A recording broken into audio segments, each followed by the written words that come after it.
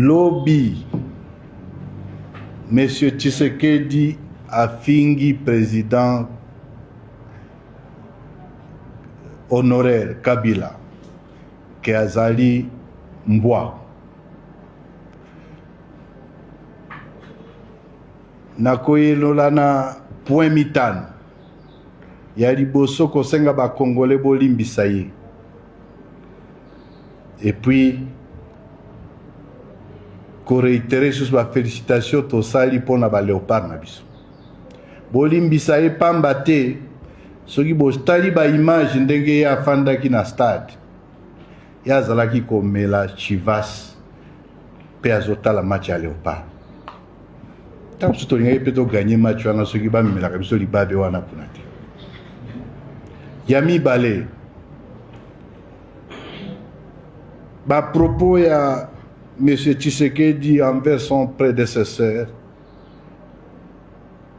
ezali ba propos moko grave o ezali dignité na moto ya fandi na ebonga o yazana pamba te o azoloba eza différenté ekeseni te na oyo kuluna koloba na balabala ou bien oyo ba mesana na parti na bango ba benga parlementaire debout, il va parler il y a parlementaire debout. Ozali na président oyo azali mal éduqué. Yami Sato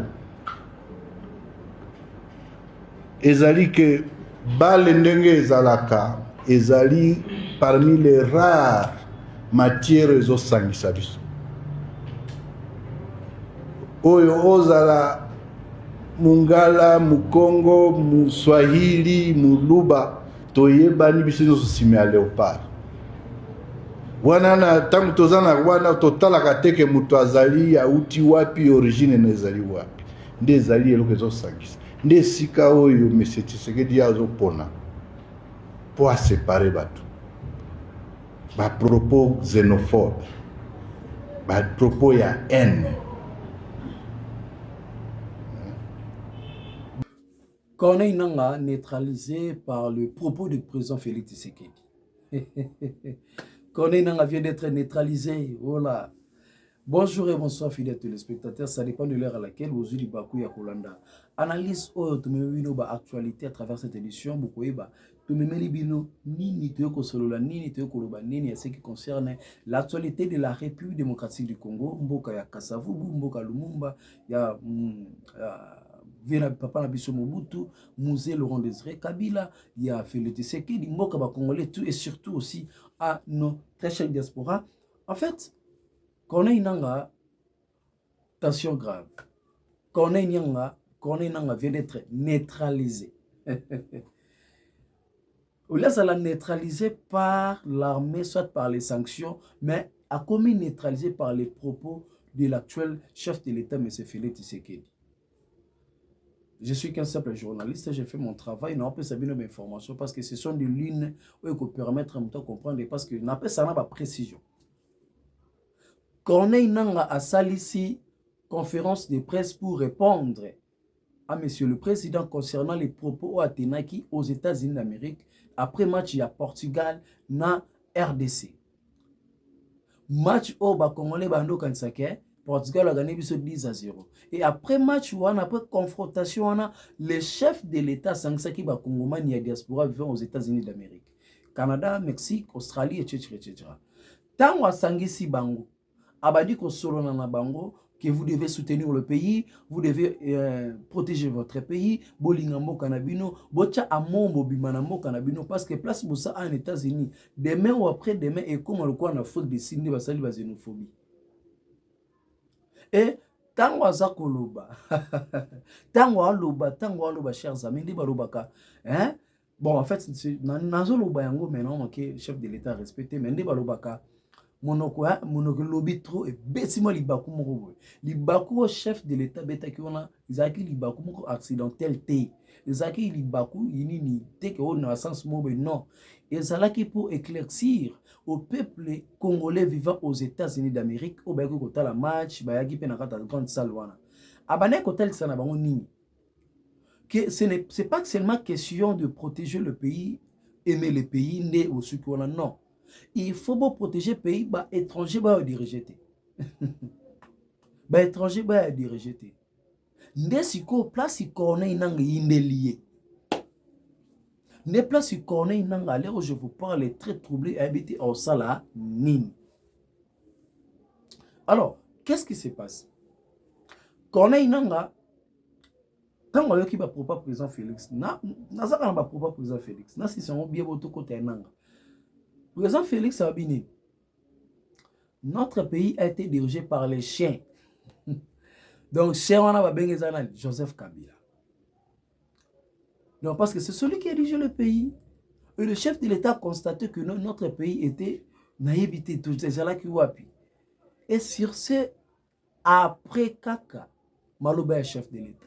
Après avoir encouragé le peuple congolais à soutenir Léopard na bango ba tenir équipe locale à Portugal en échec équipe ya Vitinha ba Mendes équipe ya Cristiano Ronaldo champion du monde mais la RDC tenait un échec donc faites zala qui partout en Angola tu ba benganga ba téléspectateurs et ba Congo central et ba Mbandaka be etc partout dans le monde j'avais reçu les appels moi na mboka tout ces pays OK dans ce sens là et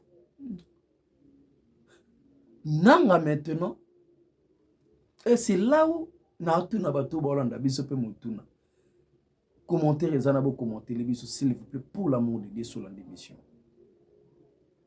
Et la question est celle de savoir est-ce que Nanga Aza libérateur doit porter parole à Joseph Kabila?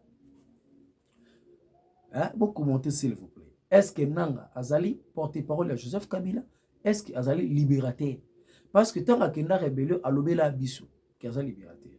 Après un moment, on m'a porté qu'on puisse défendre Joseph Kabila. Mais ce que Tozomi Tuna a commis porte-parole l'ancien président, ou à la rébellion, tout à ça qu'à libérateur. Pour tous les gars, parce qu'il nous avait promis qu'il viendra en 2025, au mois de décembre, tout fêter net, tout côté 2026, tous ensemble. Tout fêter net, tout la champagne. Mais à ce moment-là, raté.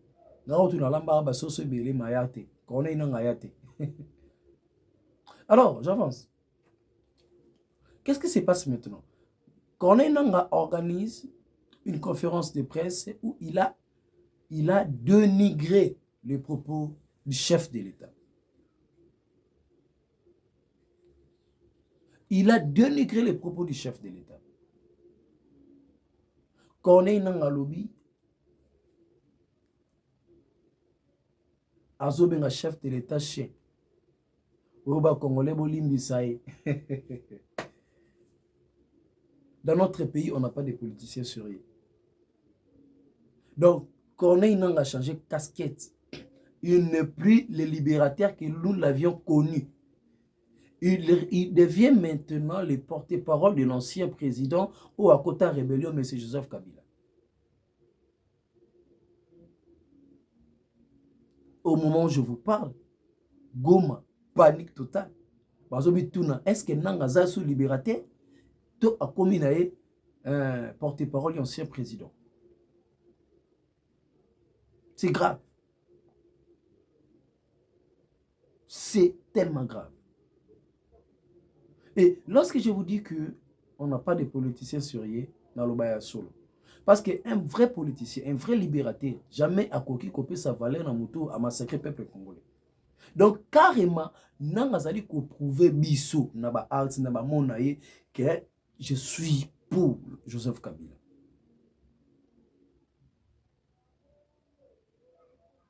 Et non seulement ça, Azali Kotali Sanabiso que je ne suis pas là pour défendre l'intérêt du peuple congolais. Je suis là pour défendre mes propres intérêts.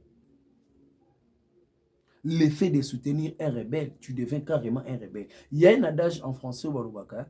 Dis-moi qui tu fréquentes et je te dirai qui tu es. Lorsque vous fréquentez un rebelle, carrément comme un rebelle, Alors, lorsque vous venez à la télé pour défendre un rebelle, c'est que vous êtes un rebelle. Si vous êtes le libérateur, Nanga. Nanga. Chers amis, ceux qui connaissent Nanga Bando Salama Kambia, bien ça vous mentir à côté de parce que moi je suis qu'un simple journaliste. Et selon ça, l'analyse, c'est pour éclaircir au peuple congolais, race et politicien autour. Donc, un commerçant, pour protéger le commerce, à côté de la politique, à foutre à poté, bananga. À côté de la politique, pourquoi? Parce qu'il a protégé le carré minier na Ituri na Nyanya. Na ville, na village ya Nyanya. Et c'est comme ça qu'il a intégré la politique, à été na CENI. Et à sali conférence de presse pour na koyeba kolagisa na biso ba kongomani qui na komi porte-parole de Joseph Kabila. Donc musala ya libérateur au connaît nanga topé sarae sili. Musala au tesere nanga. Kene rébellion, tu viens ouais au libérer biso. À l'heure où je vous parle, chers amis fidèles téléspectateurs, nanga sala sou musala nate, nde tozala tout ça ba 1000 francs to ando kotele to bomba to bando futeli soute. Ah, to bando futeli sous Théo. Il n'y a pas match, il n'y a pas photo. Il n'y a pas match, il n'y a pas photo. Nanga zalaka ba problème moko na ebakate sur zalaka nini. Et ce qui tozongi même na sima émission moko nanga salaka devant un journaliste. Non, c'était une dame, hein, si je ne me trompe pas. Aloba Kalobi, non, nous sommes soutenus par le Rwanda. On collabore avec le Rwanda et l'Ouganda. Et lorsque le média bazuka ba propos na bandi ko relayer yango pe bandi ko sala ba analyse na ba émission sur yango directement il vient à émission pour nous dire que est-ce que collaborer veut dire soutenir. Le vieux veut nous faire savoir que biso tebi français te biso tebi français te. Le vieux nanga veut nous faire savoir que biso tebi français te. Et voilà à communal porte-parole ya Joseph Kabila azala choité rébellion qui n'a réseau Simbate. Place à Genara et Aboto la Félix vont pouvoir réseau Simbate. D'ailleurs, c'est l'élection en 2028. Bitumora y en a au Bunda. Jusque-là, ça ne tient pas. Avant la choix tata, le bon on m'a porté parole pour naître vivre. Pour ce qu'on qui n'exile dans Rwanda Babomanga. Exil à Canada, au Leka, parce que vous devez passer par le Rwanda. Au Leka. Ce soir, Kotika Koto Nagisasa. Yaï. Merci beaucoup, aimez, likez, commentez, partagez cette édition fidèle à tous les spectateurs. C'était votre humble serviteur, Kabantolo la Josué, pour le compte de Kin Africa Télévision, média en ligne. Continuez toujours de nous faire confiance, aimez, likez, commentez, partagez, s'il vous plaît.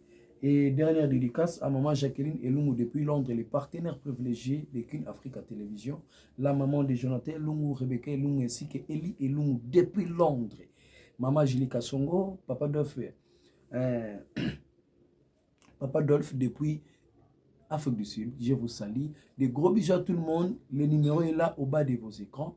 Si vous avez quelque chose dans un peu ça, merci beaucoup. À nous les Congo, à nous la patrie. Merci.